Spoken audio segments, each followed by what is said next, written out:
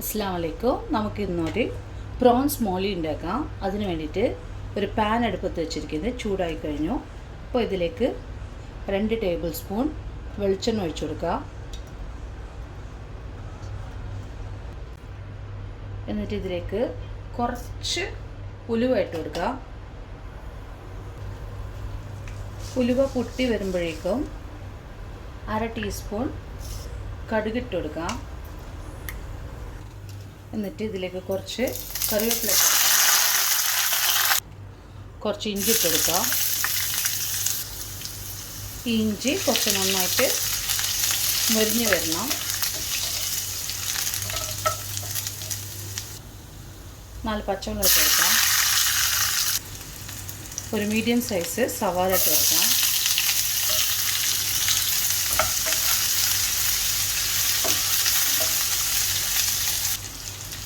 അര ടീസ്പൂണ് ഉപ്പിട്ട് കൊടുക്കാം.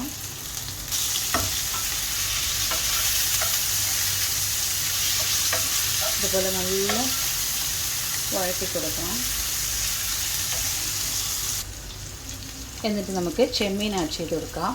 ഒരു 1/2 കിലോ ചെമ്മീൻ കഴുകി വൃത്തിയാക്കി വെച്ചിരിക്കുന്നത് അതും കൂടി ആഡ് ചെയ്തെടുക്കാം.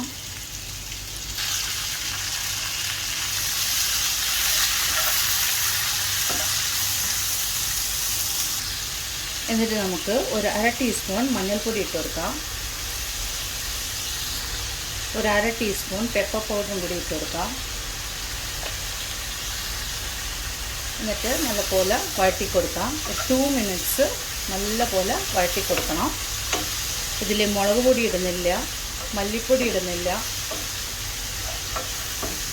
അതൊക്കെ ഇട്ടാൽ കളർ ചേഞ്ചായി പോവും. അപ്പോൾ 2 മിനിറ്റ് നല്ലപോലെ വഴറ്റി കൊടുക്കാം. ഇപ്പം നമുക്ക് ഒരു ചെറിയൊരു തക്കാളി ഇതുപോലെ റൗണ്ടായിട്ട് കട്ട് ചെയ്തതും കൂടി ഇട്ട് കൊടുക്കാം. എന്നിട്ട് ലോ ഫ്ലെയിമിൽ ഒരു 5 മിനിറ്റ് അടച്ച് വെച്ച് വേവിക്കാം. കൂടുതൽ വേവിക്കരുത്, റബ്ബർ പോലെ ആയിപ്പോവും. എന്നിട്ട് നമുക്ക് ഒരു 1.5 കപ്പ് തേങ്ങാപ്പാൽ ഒഴിച്ച് കൊടുക്കാം.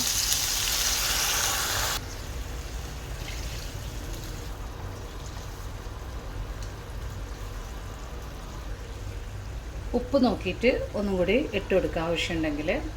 അപ്പോൾ നമ്മൾ ഫിഷ് മോളി ഇവിടെ റെഡിയാണ്. ജസ്റ്റ് ഒന്ന് തിളച്ചാൽ മതി. അപ്പോൾ നമ്മൾക്ക് സെർവിങ് പ്ലേറ്റിലോട്ട് മാറ്റാം. അങ്ങനെ നമ്മൾ പ്രോൺസ് മോളി അവിടെ റെഡിയാണ്. എല്ലാവരും ഉണ്ടാക്കി നോക്കി ഫീഡ്ബാക്ക് അറിയിക്കണേ. ഇഷ്ടപ്പെട്ടാൽ ലൈക്ക് ചെയ്യുക, ഷെയർ ചെയ്യുക, സബ്സ്ക്രൈബ് ചെയ്യുക. Thank you.